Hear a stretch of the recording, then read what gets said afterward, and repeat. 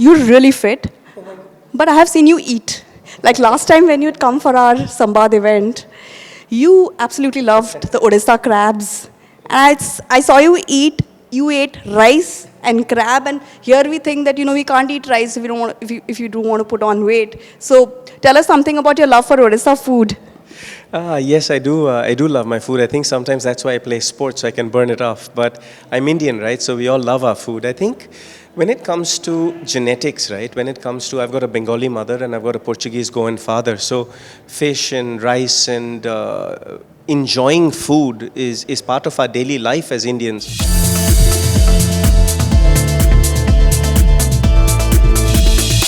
My grandmother was a phenomenal cook, and I used to cook with her, so I enjoy cooking. I enjoy cooking coastal Konkan food. I enjoy cooking Bengali food. I enjoy cooking Japanese or Thai food.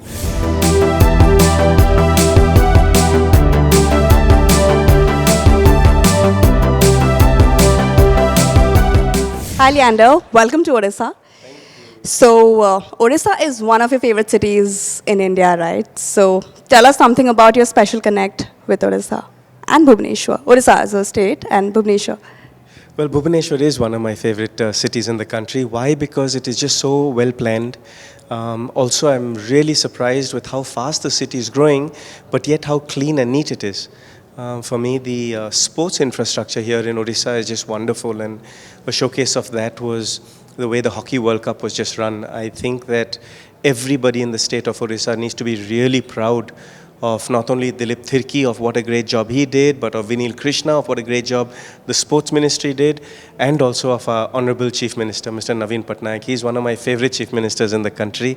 Phenomenally a visionary of what he wants to do, and also executes so well with his wonderful team. So it's wonderful to be back here, and I've got so many friends here in Bhubaneswar, so it's nice to enjoy another journey here. It's good to have you as well here. So, what did you think of the sports complex at Z1, which you just inaugurated? This is exactly what I said earlier, is that Z1 as an example of what a residential community or a community should look like is a great example for all residential communities around the country. When you look at most developers, they're looking at FSI, they're looking at ROIs, and they're looking at squeezing every inch out. And rightly so, business is to be had, but when you look at quality of life, for especially post-COVID, Z1 is a great example of how you can put 30% or 20% of your acreage can go into sporting arenas, can go into playing fields, can go into tennis courts, can go into music halls, can go into amphitheaters, can go into celebrating the culture and the arts of what we Indians also enjoy in our heritage. And I think that Z Estates are doing a great job. Mr. Mohanty is someone that inspires me a lot. I spent an evening with him yesterday, and he was asking me about the different things I do, and at one point he said, how do you manage so many things? And you do sports education, you're making film, you're doing corporate speaking, you're doing education, you're doing so many things. How do you manage all of that? And I said, how would you do it? And he guided me so wonderful with the advice he gave. And I think it's, that generation of ours that we were born to, our parents' generation, they had it tough. They didn't have all these smart gadgets and all these computers and all this social media and all these new aged ways of enhancing business so fast. So they really learned the basics of it really well. They really learned the ways on how business is done through community. And for me now in my new business is about giving back to community, is about traveling around the country and putting sports arenas into developments like this, about putting sports infrastructure into residential and commercial developments so that every Indian can have a healthier life. I feel in India, we're number one in the world in obesity. We're number one in the world in diabetes. Mental health issues post-COVID have risen so much. So I feel sport is a great way not only just to bring community together, but also at the same time to teach leadership, teach camaraderie, have good endorphins flowing, create dopamine.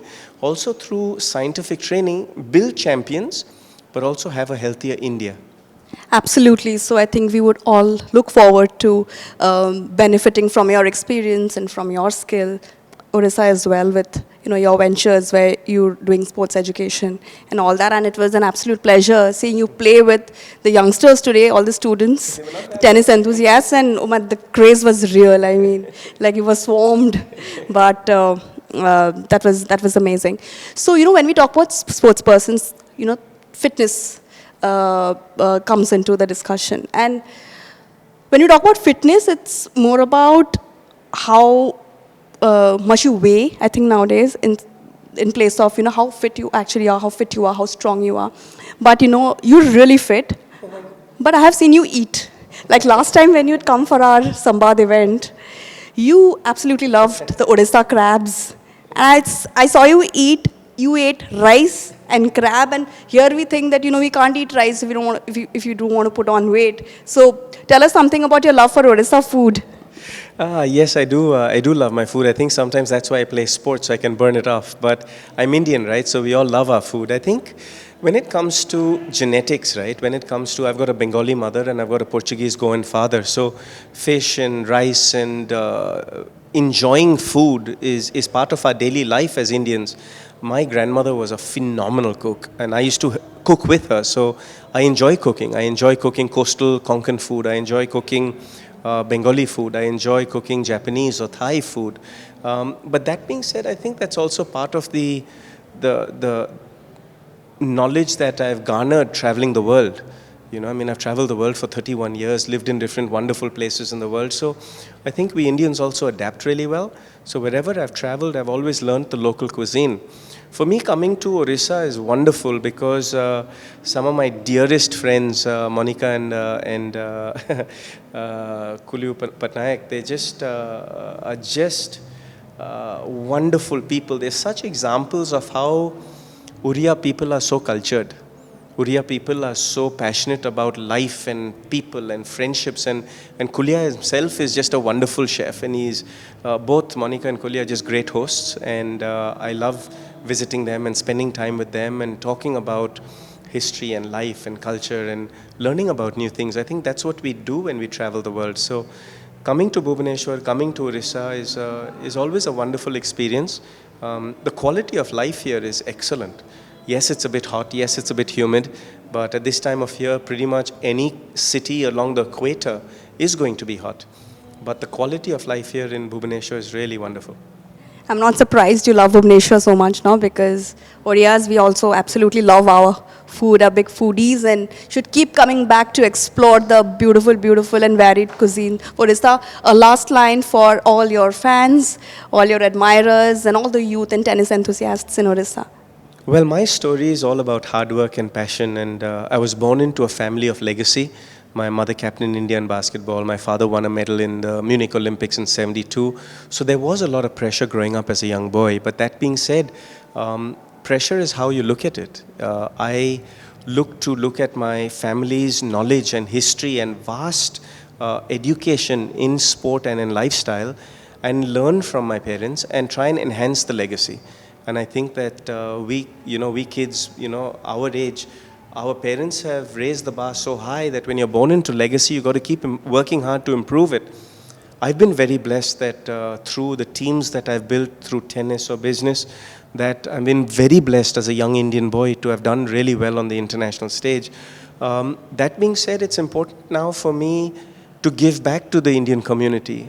Could I live abroad? Easily. Could I live anywhere in the world? Comfortably. But I think what my decision was to come back home and not just look after my parents, not just be here with my family, but at the same time to share this 100 years of knowledge. My father has 60 years of his sporting and sports medicine knowledge. I have 40 years of my own.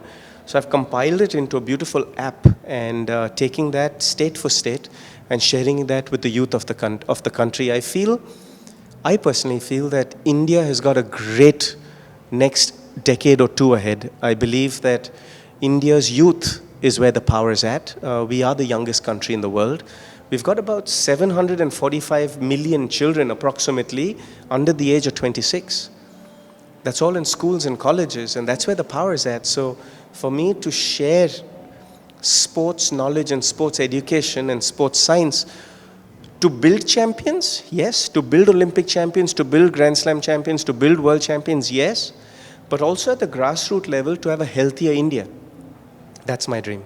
Thank you so much. It was lovely chatting up with you. Thank you so much.